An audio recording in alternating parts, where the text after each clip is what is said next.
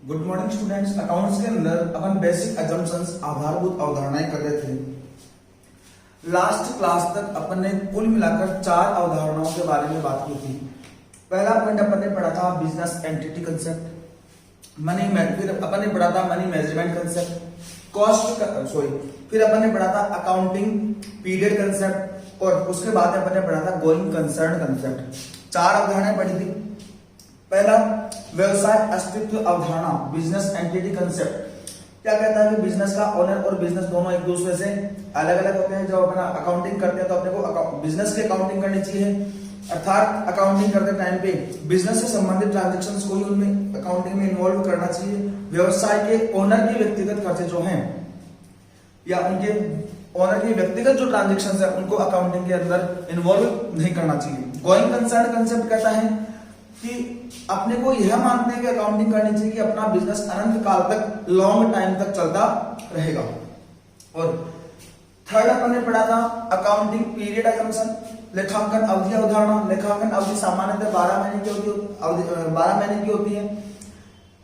अगर लेखांकन अवधि के बारे में अगर अपन बात करें तो इसको 2 प्रकार से डिवाइड कर सकते हैं। एक तो होता है अपना कैलेंडर ईयर, दूसरा होता है अपना वित्तीय वर्ष फाइनेंशियल ईयर। कैलेंडर ईयर जो अपना 1 जनवरी से 31 दिसंबर तक चलता है और फाइनेंशियल ईयर जो है वो 1 अप्रैल से स्टार्ट होकर नेक्स्ट वर्ष 31 मार्च तक चलता है। बिजनेसमैन जिस चाहे कैलेंडर वर्ष को अगर वो अकाउंटिंग ईयर माने तो मान सकता है और फाइनेंशियल ईयर को अगर अकाउंटिंग ईयर माने तो भी मान सकता है। लेकिन इनकम टैक्स डिपार्टमेंट और कंपनीज एक्ट के अकॉर्डिंग ज्यादा बेटर क्या रहता है कि वो फाइनेंशियल ईयर को अर्थात 1 अप्रैल से 31 मार्च तक की अवधि को वो अकाउंटिंग पीरियड माने।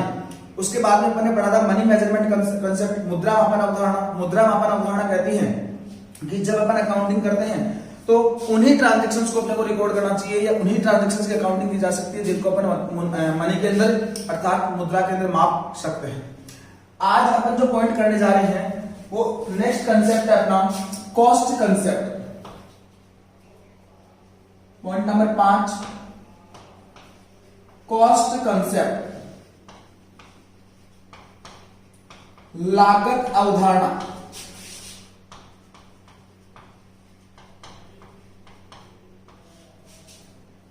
देखिए भाई, लागत अवधारणा जो है वो कहती है कि जब भी अपन संपत्तियों को परचेज करके लाएं, कोई भी असेट अपने बिजनेस में परचेज करके लाएं, तो उस असेट को कॉस्ट प्राइस के ऊपर रिकॉर्ड किया जाना चाहिए।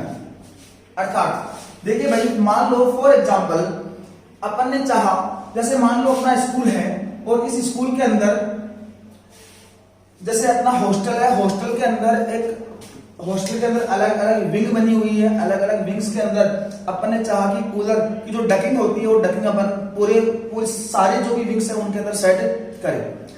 अब उसके लिए जो अपन ने स्ट्रक्चर बनवाया, फॉर एग्जांपल जयपुर से अपन ने स्ट्रक्चर बनवाया, उस स्ट्रक्चर की जो कॉस्ट थी वो अपने पड़ रही है 5 लाख रुपए।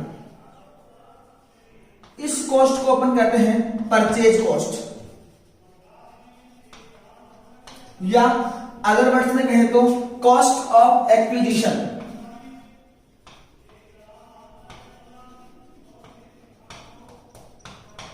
अधिग्रहण लागत। जैसे मान लो अपन इस डकिंग को जयपुर से परचेज किया, तो जहां से अपन इस डकिंग को परचेज कर रहे हैं तो जिस पार्टी से अपन ने परचेज किया उसको अपन ने 5 लाख रुपए यहां पर दिए। फिर इस डकिंग को अपन जयपुर से अपने यहां सीकर यहां पर लेकर आए, तो यहां पर जो लाने के जो ट्रांसपोर्टेशन चार्जेज हैं,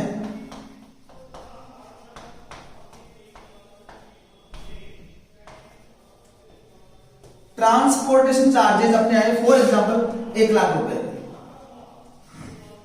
उसके बाद में यहां आते ही ऐसा तो है नहीं कि डकिंग वहां से सीकर आ गई अपने स्कूल के अंदर आ गई और हवा देने लग जाएगी, ऐसा नहीं है। क्या करना पड़ेगा, इसको यहां पर मिस्त्री बुलवा के अर्थात कारीगर को बुलवा के इसको सेट भी करवाना पड़ेगा। और जब अगर इसको सेट करवाते हैं तो मान लो कारीगर की जो मजदूरी बनी है वो आई अपने 50,000 रुपए, cost of installation.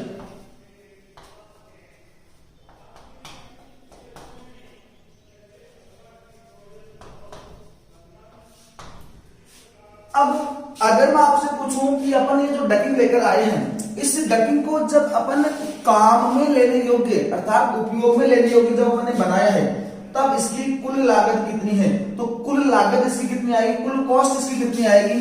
5 lakh plus 6 lakh plus 50,000 अर्थात 6,50,000। अगर इसके परचेज कॉस्ट के बारे में बात करें तो परचेज कॉस्ट अर्थात कॉस्ट ऑफ एक्विजिशन तो कितनी इसकी? 5 लाख। बात समझ आ गई? 1 लाख रुपए इसका ट्रांसपोर्टेशन चार्जेस हो गया और 50,000 रुपए आ गया कॉस्ट ऑफ इंस्टॉलेशन, स्थापना के खर्चे अपने सामने आ गए। अब कॉस्ट कंसेप्ट क्या कहता है कि अगर अपन अपने व्यवसाय के अंदर कोई भी संपत्ति परचेज करके लाते हैं तो उस संपत्ति को हमेशा और हमेशा किस मूल्य के ऊपर रिकॉर्ड किया जाना चाहिए? लागत मूल्य पर अर्थात कॉस्ट प्राइस के ऊपर रिकॉर्ड किया जाना चाहिए। कॉस्ट प्राइस का मतलब क्या होता है? संपत्ति की कॉस्ट ऑफ एक्विजिशन अधिग्रहण लागत प्लस उसके ट्रेवलिंग ट्रांसपोर्टेशन चार्जेस परिवहन के खर्चे प्लस कॉस्ट ऑफ इंस्टॉलेशन स्थापना के खर्चे, इन तीनों खर्चों को जोड़ने के बाद जो चीज अपने आउटपुट के रूप में आती है वो क्या होती है? Cost price. अर्थात अन्य शब्दों में कहें तो संपत्ति को उपयोग में लेने योग्य उसके क्रय मूल्य से लेकर उसे उपयोग में लेने योग्य तक के समस्त खर्चे किसमें शामिल होते हैं? कॉस्ट में शामिल होते हैं। अब कॉस्ट कंसेप्ट कहता है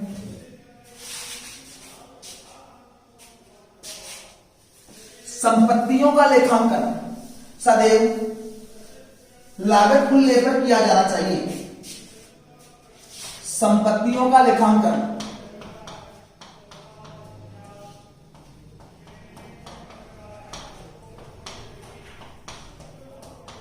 सदैव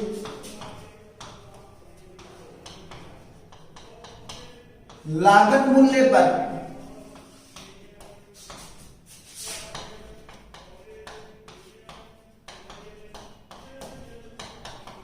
किया जाना चाहिए। और लागत मूल्य कैसे निकालते हैं? लागत मूल्य बराबर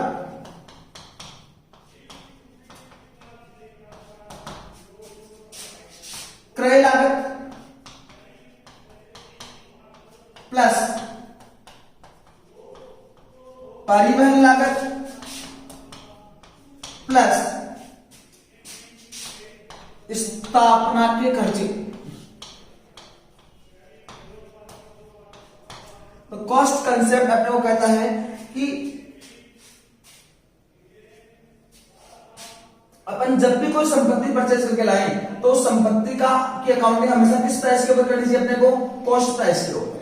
बात समझ आ रही? इंग्लिश में अगर बात करें तो assets are to be recorded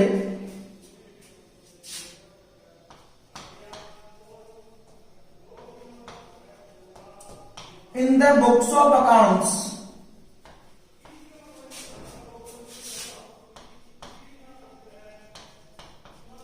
at their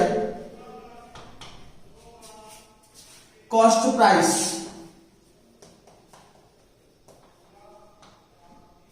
whereas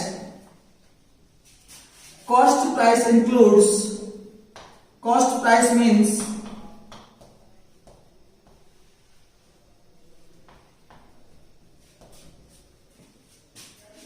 cost of acquisition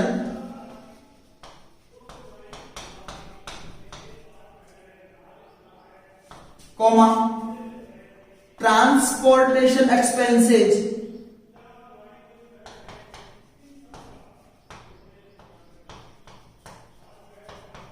and establishment charges।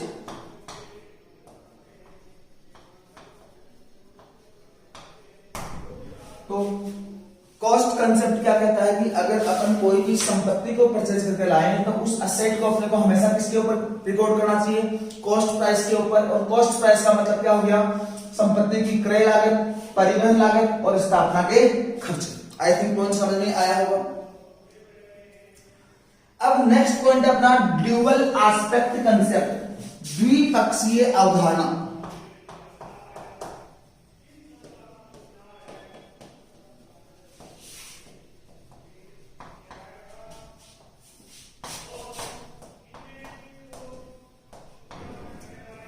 द्विपक्षीय अवधारणा।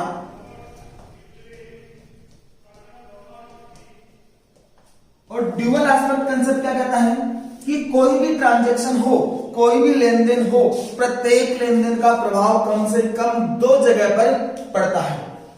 और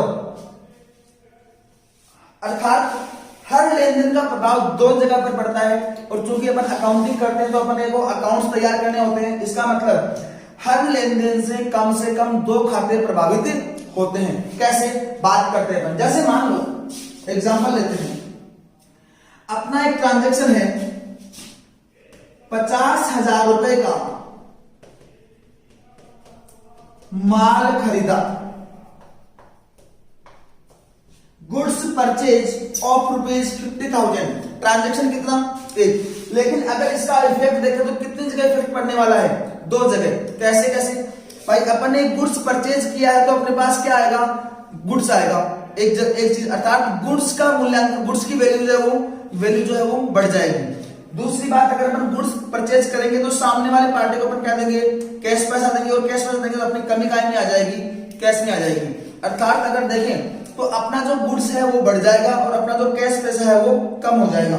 ट्रांजैक्शन एक है लेकिन प्रभाव कितनी जगह पड़ेगा, दो जगह। दूसरा ट्रांजैक्शन देखिए, फॉर एग्जांपल बैंक में 10,000 रुपए जमा कराए, deposited cash of ₹10,000 into bank. अपन ने 10,000 रुपए बैंक में जमा कराए, ट्रांजैक्शन एक है, इफेक्ट कितनी जगह पड़ेगा, दो जगह। भाई अपन 10,000 रुपए बैंक में जमा करा रहे हैं, अर्थात अपना कैश का बैलेंस, अर्थात अपने पास जो कैश पैसा बढ़ा था वो क्या हो जाएगा, कम, और अपने बैंक खाते का बैलेंस क्या हो जाएगा, बढ़ जाएगा। इफेक्ट क्या होगा, बैंक खाते का बैलेंस बढ़ जाएगा, कैश बैलेंस कम हो जाएगा। ट्रांजैक्शन एक ही है, इफेक्ट कितनी जगह पड़ रहा है, दो जगह। और एग्जांपल लेते हैं, 40,000 रुपए का माल बेचा,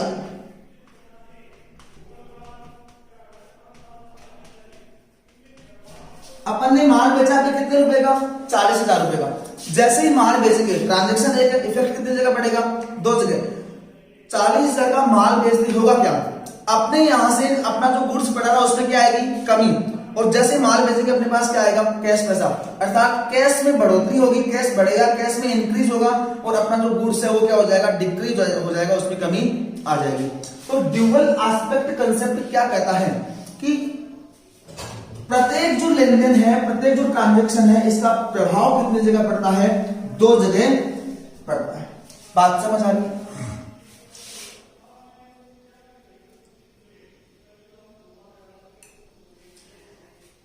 According to this concept,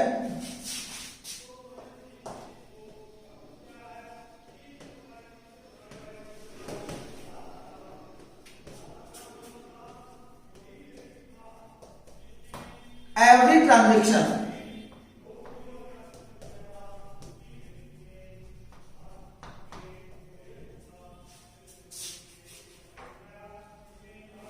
according to this concept, every transaction has twofold effect.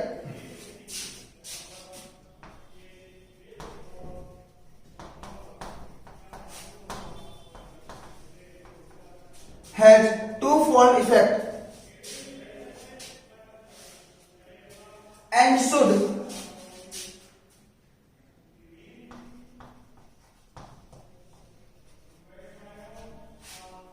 therefore be recorded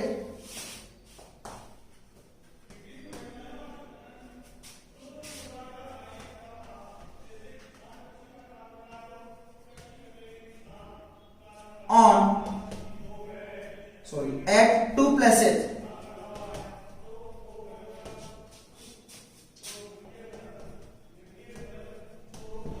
क्या कहता है कि हर ट्रांजैक्शन, प्रत्येक ट्रांजैक्शन का दो जगह प्रभाव पड़ता है, इसलिए उसको कम से कम दो जगह रिकॉर्ड किया जाना चाहिए। बात समझ आ रही है?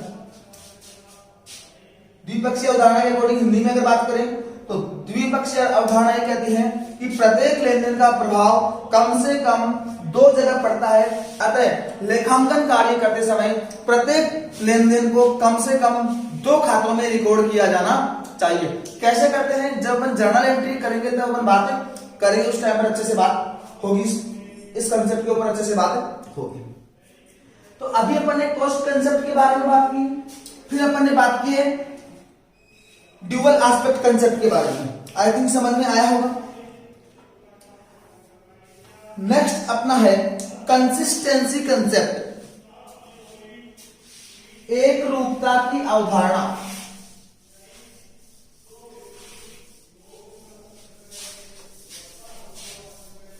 कंसिस्टेंसी कंसेप्ट,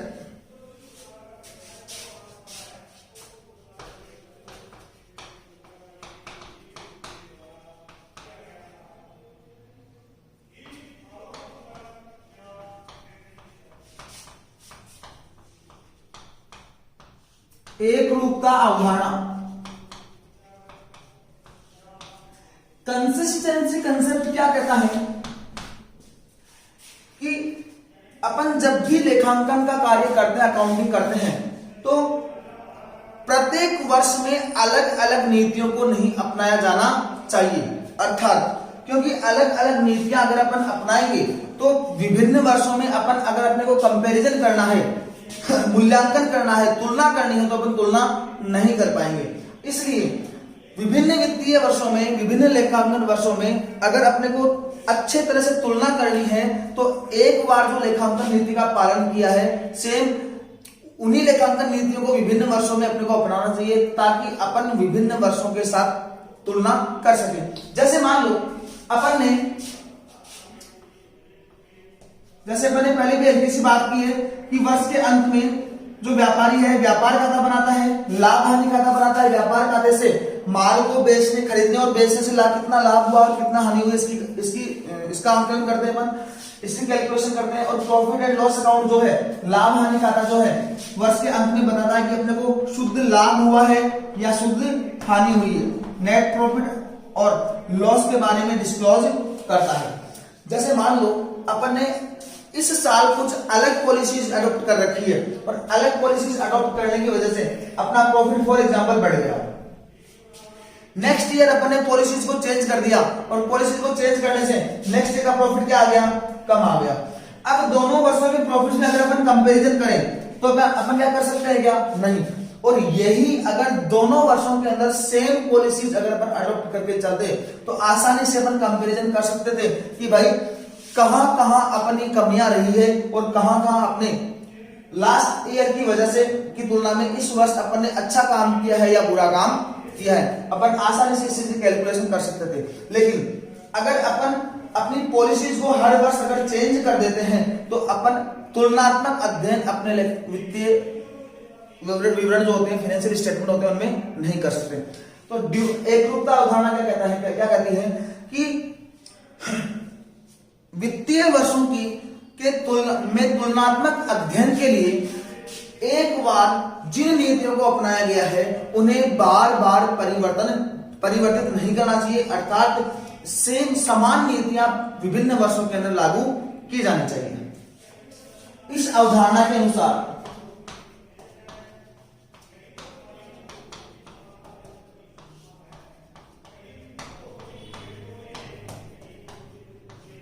विभिन्न वर्षों में या लेखांकन कार्य करते समय या लेखांकन करते समय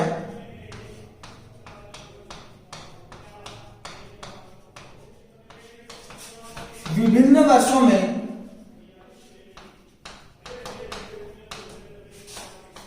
समान नीतियों का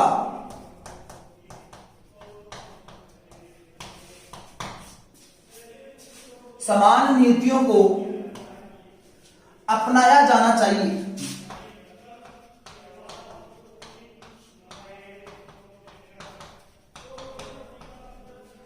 समान नीतियों को अपनाया जाना चाहिए ताकि विभिन्न वर्षों में तुलनात्मक अध्ययन किया जा सके।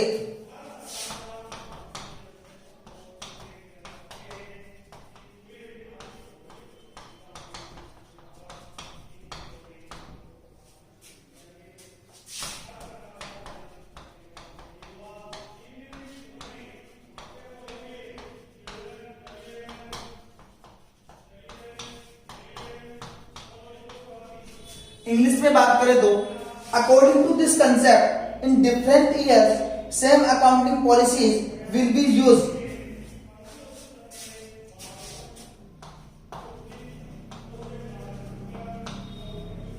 According to this concept,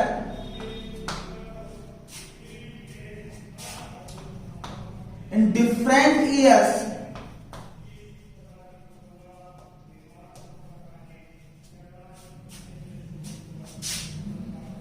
same accounting policies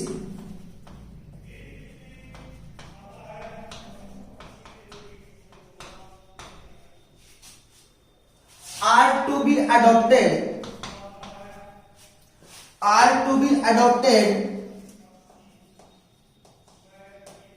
for comparison purpose।